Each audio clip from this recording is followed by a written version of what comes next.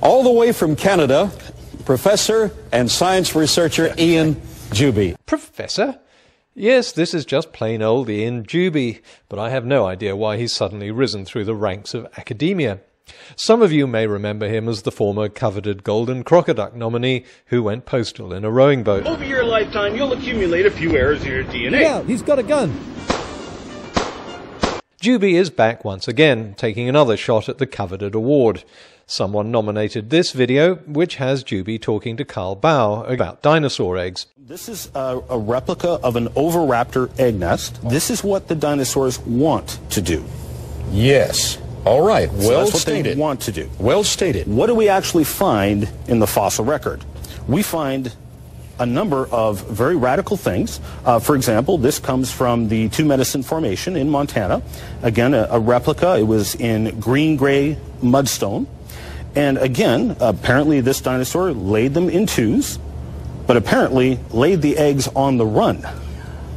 Ian, that's incredible. It sure is, because incredible means unbelievable, and I don't believe it for a minute.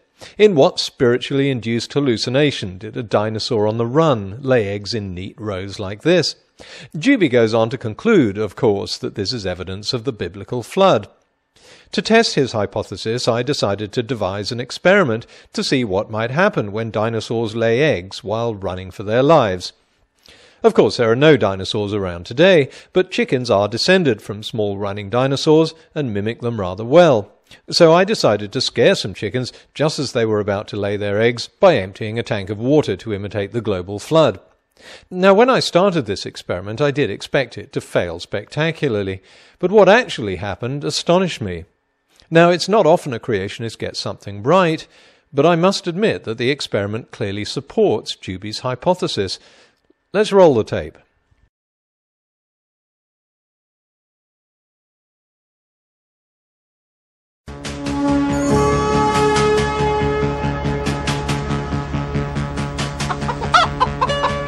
Ian, that's incredible.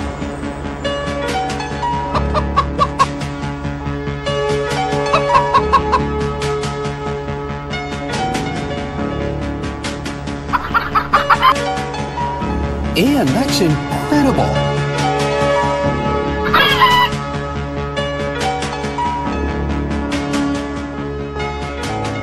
The stunning result was that the chickens not only laid their eggs on the run, but when the eggs were examined later, it turned out they'd formed into neat rows, just as Ian Juby had predicted. Not only that, one of them was made of chocolate. That's incredible. Of course it is, Carl. I'm pulling your plonker. There was no experiment, no neat rows, and chickens don't lay chocolate bloody Easter eggs. If Juby thinks this is anywhere within the realm of sanity, let him do this experiment and show the result I got in my fake one. That's what real professors do. But Juby isn't eligible for the coveted Golden Crocoduck because of a stupid idea. He has to actually breach the 9th commandment, and of course he couldn't pull off this silly egg-laying hunch without doing that.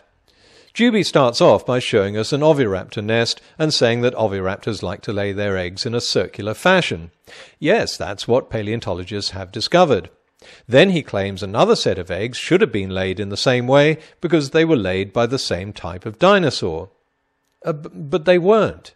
As always, to get to the bottom of this mendacity, we have to check Juby's sources. A lot of this is centralized around an article by Barnhart in the Creation Research Society Quarterly magazine.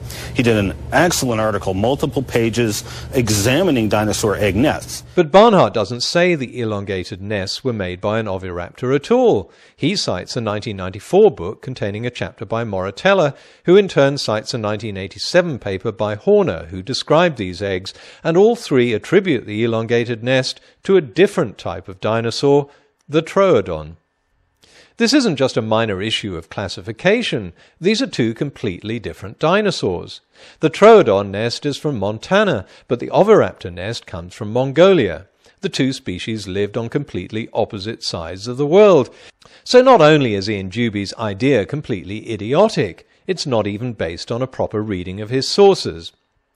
A real professor would have had the ability to read and understand all this.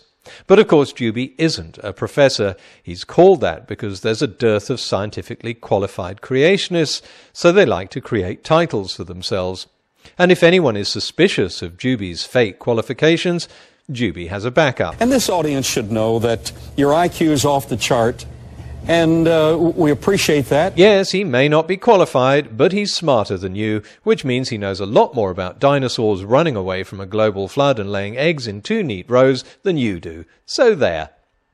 Ian, this isn't personal, mate. You're a very nice chap with a wonderful sense of humour.